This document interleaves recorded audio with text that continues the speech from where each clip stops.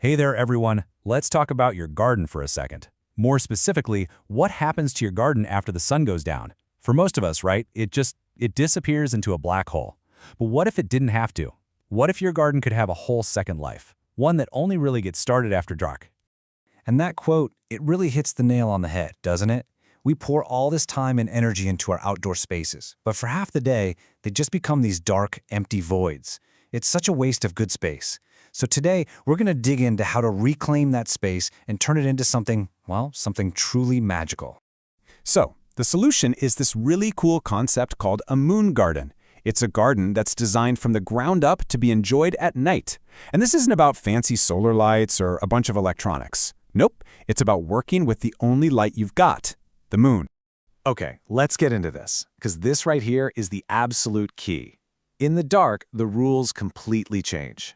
You know that gorgeous red rose you love? At night, it basically vanishes. Your blue delphiniums? They just kind of fade into this muddy gray. The secret isn't color. It's all about luminosity. It's about what glows.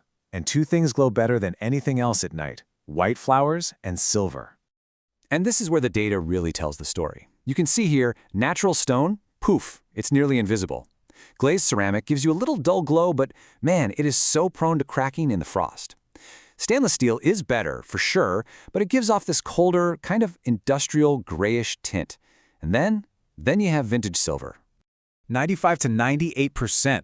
I mean, just look at that number. That is the light reflective index of silver. It's in a completely different league. We're talking about the most reflective metal on the entire periodic table, which makes it the absolute perfect dance partner for the moon. It doesn't just reflect light. It almost seems to gather it up and throw it back at you with this brilliant, pure white gleam. So, you have to think about what these pieces truly become. You're not just plunking an old tray in your garden, you're basically installing a natural lantern. You're setting up a low-voltage light fixture that never, ever needs a battery. Each piece becomes its own little celestial mirror, catching photons from space and using them to literally paint your garden with light. And you know, there's a real beauty to this part of it. Instead of buying some cheap plastic solar light from a big box store that's just destined for a landfill in a couple of years, you're finding these sturdy, heavy, beautifully crafted pieces from the 19th or early 20th century, and you're giving them a whole new purpose. There's a history there, a real weight you can feel. It's honest. All right, so let's say you're sold on the idea. You went to the thrift store, you found a great silver-plated bowl. Now what? The big question is, where the heck do you actually put these things to get that magical effect? Well, the strategy kind of builds in 4 key layers. First is what I call the 45-degree rule. Angle your pieces toward the southern sky. That way, they catch the moon as it moves across the sky and reflect it back where you can see it. Second, you want to layer them behind ghost plants. Think white hydrangeas or moonflowers. The silver acts as a backlight, making the flowers look like they're glowing from within.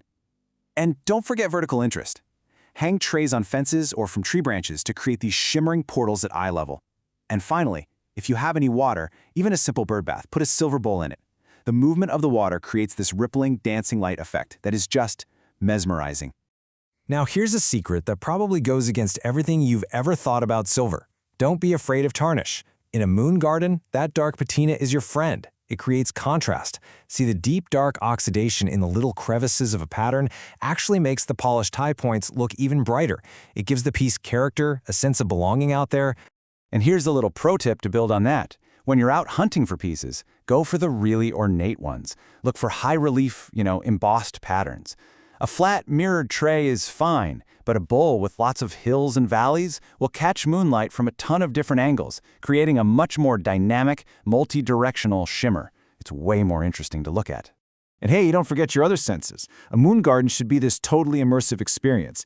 If you hang some silver pieces, like old spoons from a branch, make sure they're close enough to occasionally touch. That clean, high-pitched tink of silver, it's a very distinct, kind of sophisticated sound that just perfectly fits the quiet of the night. Okay, let's get into some of the questions folks always have. The first and biggest one is always, if I leave my good silver out there, isn't it just going to turn black and ugly? And the short answer is, yeah, of course it'll tarnish. But that's kind of the point. You're creating this deep, moody patina. The wind and rain will naturally keep the high points polished enough to reflect, while the crevices get dark and deep, creating that ancient look we were talking about. It's a feature, not a bug. Next up, people wonder if they should be using their good sterling silver for this kind of project. And here's the thing, you could, but honestly, why would you want to? Silver plate has the exact same reflective surface on top, and you can find these gorgeous, heavy pieces for just a few bucks at a flea market. Save the expensive sterling for the dining table, and let the sturdy, affordable plate do the heavy lifting out in the garden. And the final big question is always about maintenance. Does this whole thing turn into a huge chore? How often do you really need to be out there polishing this stuff? The answer is not very often at all. A quick polish once, maybe twice a year, is more than enough. You're not aiming for that brand new, straight-out-of-the-box look. You just want to knock back the heaviest tarnish to keep that reflection going while leaving all that history and character down in the details. It's truly low-maintenance beauty. Ultimately, this is something you just have to see for yourself. So here's the challenge. Find one piece of old silver plate, a spoon, a little dish, anything. Just put it outside tonight. When the sky is dark and the moon is out, go take a look. And just watch how it catches the light. You'll see exactly what I'm talking about.